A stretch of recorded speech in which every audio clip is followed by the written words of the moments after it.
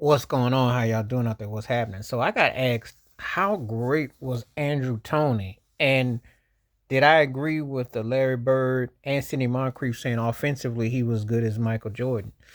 Yeah, yeah. It cracks me up when people who don't know say, well, there was no shooting guards that were around. That's cap. Now, you know how we get into it where people talk about Penny Hardaway getting hurt and what if, and Grant Hill what if, and Derrick Rose what if. Andrew Toney is a real what if.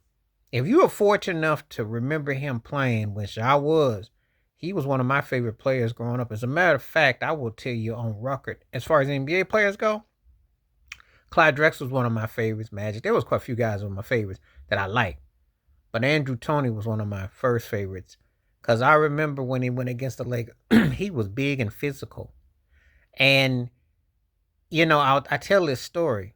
He was a bigger, stronger version of what Dwayne Wade was to me, but a pure shooter though, like outside shot. Like if he played today's game, shooting the three ball, he would have been even more dangerous. They call him the Boston Strangler for a reason, and that cat was lethal.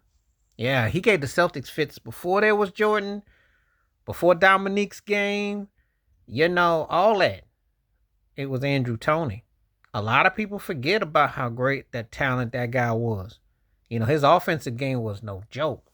Cat was strong and he commanded that. And you could double team, you could get up in him. Now, all the antics that Danny Ainge tried with others, it didn't work on Andrew Toney.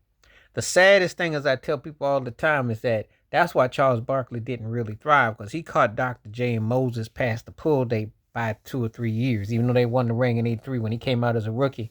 He missed them. But Andrew Toney is what he really missed.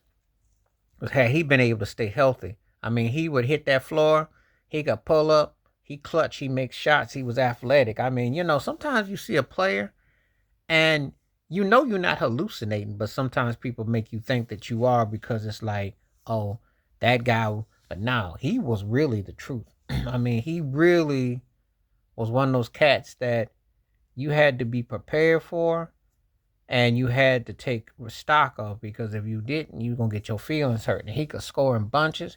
He was the X factor to me when they won their chip. Moses was the one that Moses and Doctor got it. Obviously Moses got him over the top against Kareem and Dr. J. That's was like everyone was going in. But Andrew Toney was that dude that you didn't have no answers for.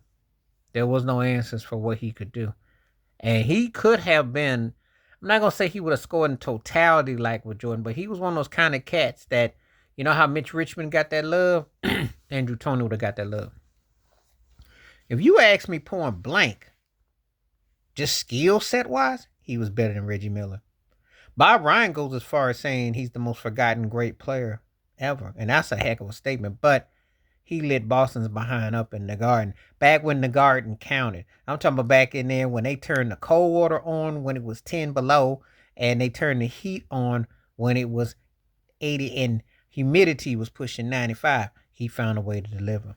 There wasn't no cramped legs with him. That dude was bad, yo.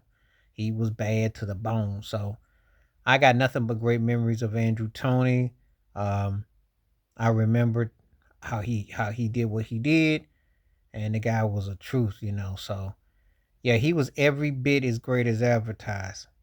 He was one of those dudes, a true what if had he played, and just because his feet gave out on him, bad to the bone. Yeah. He was probably my favorite Sixer, um, if I'm honest.